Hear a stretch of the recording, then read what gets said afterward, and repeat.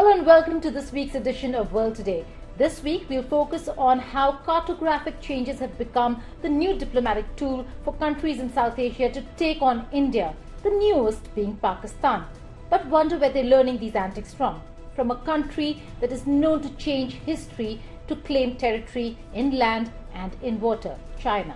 But before we dive in, let's take a look at the headlines. Prime Minister Imran Khan announced a new political map for Pakistan and with it raised questions about the real intentions of Islamabad on the issue of Kashmir. Many in the valley upset. World Today brings you an exclusive ground report on the explosion in the capital city of Lebanon. Only 5 Indians suffered minor injuries, but the damage and total loss of life to Beirut is massive.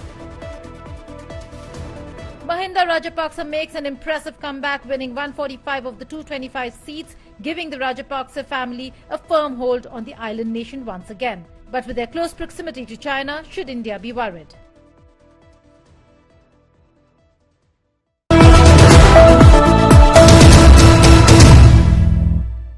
Prime Minister Imran Khan announced a new political map for Pakistan.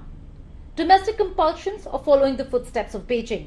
Whatever the reason, there are a few fundamentals that Islamabad has walked back on, for which they may have to pay dearly. ये जो नक्शा है जो हम पाकिस्तान का political map दुनिया के सामने लेके आ रहे हैं. This political map of Pakistan which we are unveiling to the world firstly represents the desires of the Pakistani people and the principal stance of the people of Kashmir, and it rejects the illegal step India took on August 5 last year in Kashmir. That's right. This new map represents the desires of the Pakistani people, not the Kashmiris. Kashmiris are now questioning the support that was extended to them by Pakistan in their long struggle for Azadi. Was it for real, or have the true intentions of Pakistan now been exposed? Pakistan's new assertion with the political map being taken out is something that does not really go down well with most people and organizations asking for separatism in Kashmir for decades altogether, because most of those people have been talking about an idea of an independent Kashmir. Most organizations who have been advocating separatism and separatist ideologies have been talking about an independent, self-determining Kashmir, and that's something that is poles apart from this strategy that Pakistan seems to have adopted now. The new map of Pakistan not only includes the erstwhile entire Jammu and Kashmir region, which includes Gilgit-Baltistan, but also has incorporated the areas of Junagadh and Sir Creek in Gujarat. By adding Gilgit-Baltistan to these areas, Pakistan has accepted that this was never a part of their territory, that it was always a part of undivided Jammu and Kashmir. Pakistan has done exactly what it accuses India of doing in Jammu and Kashmir with the revocation of its special status, changed the demography. While India has done no such thing, Pakistan has changed the demography of Gilgit-Baltistan, flooding it with people from the Punjab and rendering the real inhabitants a minority. The massive protest that we witness time and again from there is a testimony to the vicious plans of Rawalpindi, the military establishment. Now here's a little backstory. There are a few key aspects to the entire debate by Pakistan: UNSC resolution, instrument of accession, and plebiscite or referendum. Let me take you through each aspect one at a time. The United Nations Security Council Resolution 39, adopted on January 20th, 1948, offered to assist in the peaceful resolution of the Kashmir conflict by setting up a commission of 3 members, one to be chosen by India, one by Pakistan, and the third to be chosen by 2 members of the commission. UNSC Resolution of 47, adopted on 21st April 1948, increased the size of the commission to 5 members, with representatives from Argentina, Belgium, Colombia, Czechoslovakia and the United States. They were instructed to go to prepare for a plebiscite to decide the fate of Kashmir in a 3-step process.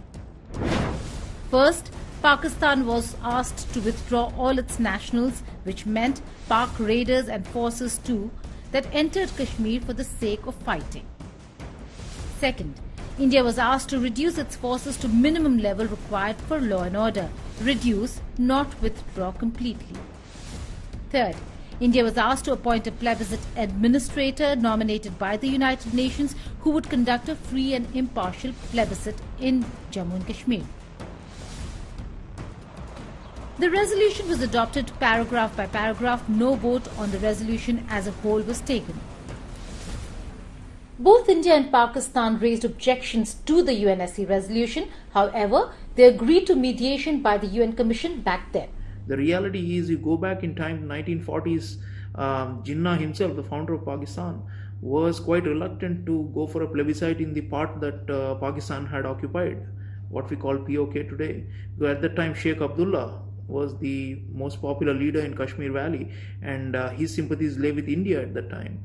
So Pakistan is very opportunistic. They keep crying hoarse about a plebiscite and referendum all the time, but they know they have re-engineered the demography in POK now. There are more Punjabi Muslims there than Kashmiris.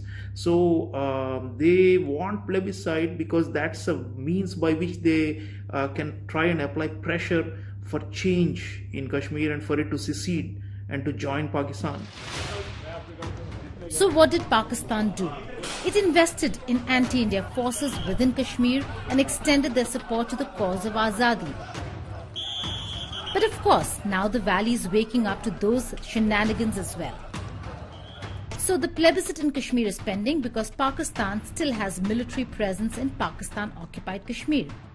The story since has moved forward with both sides recognizing and signing the Shimla Agreement of 1972 and the Lahore Declaration of 1999 that was based on bilaterally resolving the outstanding issues between the two countries. It has been India's consistent position that all outstanding issues with Pakistan are discussed only bilaterally. I would further underline that any engagement with Pakistan would require an end to cross-border terrorism. Sir, let me conclude by emphasizing that the Shimla Agreement and the Lahore Declaration provide the basis to resolve all issues between India and Pakistan bilaterally. Let's shift focus to the other big move by Pakistan, inclusion of Junagadh in the Pakistani political map. It belies Jinnah's own belief that Hindus and Muslims cannot live together, the premise for which Pakistan was created in the first place. Then why is it that Pakistan has now included a predominantly Hindu area into its territory? Pakistan claims that India does not recognize the instrument of accession signed by the Nawab of Junagadh, Muhammad Mohabbat Khanji III, acceding territory to Pakistan on 15 September 1947. India indeed did not accept it. Instead, a plebiscite was held, conducted in December of the same year, in which approximately 99.95% of the people chose India over Pakistan. There were 1,90,870 voters who polled out of a total of 2,569, of which 1,90,779 voted for India and 91 voted for Pakistan. In fact, then Foreign Minister of Pakistan Zafrullah Khan admitted that the government of India had insisted that this question should be decided by a plebiscite. He also admitted that it is unlikely that the fairest plebiscite in Junagadh would result in the people of Junagadh deciding to accede to Pakistan, and I myself concede that as unlikely, unquote. The other issue that Pakistan keeps harping on is Article 370 of the Indian Constitution. But what is to be noted is that the special status to Jammu and Kashmir was accorded in the year 1954, much after partition or even the UNSC resolutions. When Pakistan did not say anything on the formulation of the article, don't think it can say much now on its revocation. With China in the mix, internationalizing the issue of Kashmir is the only tool in Pakistan's diplomatic playbook on Kashmir.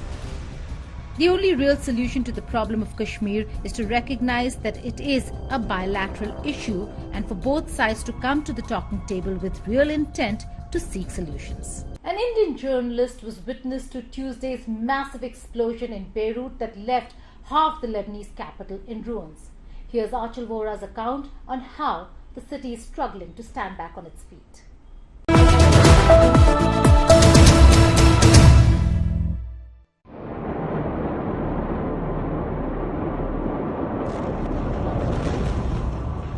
Apocalyptic.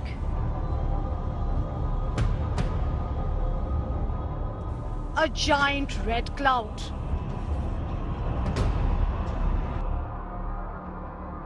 A massive explosion. And half of Beirut sits in ruins. An explosion so strong it registered a 3.3 magnitude earthquake and felt hundreds of kilometers away in Cyprus. Journalist Achal Vora lived over just a mile from the harbour, the hardest hit Christian-dominated West Beirut neighbourhood. She was watching Netflix when a deafening boom swung across. A blast of wind tossed her to the other side. This is my house. This is my house. Have a look at that street. Have a look at that street. Everything in the house is gone. We've lost everything. And everyone's lost everything, it seems. We don't know how many casualties there are yet. I haven't managed to find my work permit. We somehow managed to find our passports. If one needs to leave. Oh my God, Lebanon was going through so much already. People barely have enough money to buy food. Hell shattered the calm. At least 100 people dead and 400 injured in its wake. The source of the explosion has been traced to a warehouse storing ammonium nitrate, a highly explosive material used as a farm fertilizer. The cause of the ignition is not yet known. A mourning Lebanon is providing support for the victims. We're trying to get the water, anything but there are some people which are injured because the buildings are somehow cracked and the stones are falling down, so people are getting injured because they're staying underneath the buildings. The explosion came at a difficult time. Lebanon is hit by its worst economic meltdown since the 1975-1990 civil war. COVID cases are also on the rise.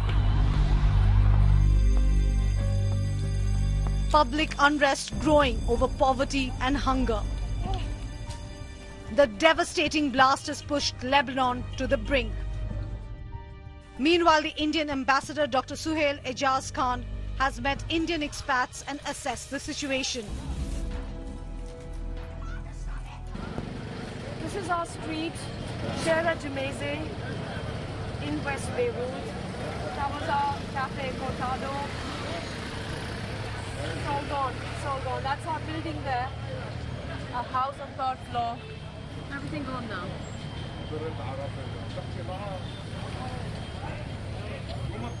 A lot of volunteers, Lebanese men and women, boys and girls now on the streets. They're clearing up crushed glass, they're clearing up the debris on their own. Red Cross's offices right here. Again, young people volunteering, trying to provide first aid. We've still been told that a lot of people are still buried under the debris. Houses here. A frantic search for survivors through mangled steel, shattered glass and mounds of blood-stained debris. With Achal Vora in Beirut, Bureau Report, India Today. Now, Mahinda Rajapaksa is going to be sworn in as the next Prime Minister of Sri Lanka. China is trying to increase its foothold in the Indian subcontinent. Last week, we discussed China's dependence partnership of dependence. This week, we'll tell you how China is trying to increase its influence in Sri Lanka, but by changing tactic. China now is cultivating a wide swath of political allies in Sri Lanka, marking a break from throwing its lot in with one dominant political camp. Sri Lanka is a strategic gem in the Indian Ocean. With the Rajapaksa family back in control of the island nation, New Delhi has its work cut out since Beijing has had a huge influence on this government in the past as well. Song Tao, Minister of the International Department of the Chinese Communist Party's Central Committee, in June hosted a video conference with leaders of Sri Lanka's major political parties to cultivate bipartisan bonds under the guise of fighting COVID-19 and furthering the Belt and Road Initiative. China has burrowed deep into Sri Lankan politics. According to reports, it even commissioned local pollsters to gauge voter sentiment. It was also lavishing money in electoral campaigns across political parties. Even with Gotabaya Rajapaksa as president, the Indo-Japan East Container Terminal project in Colombo Port has been shelved for now, while the Chinese projects continued unimpeded. Here are some other stories that made news in World at a Glance.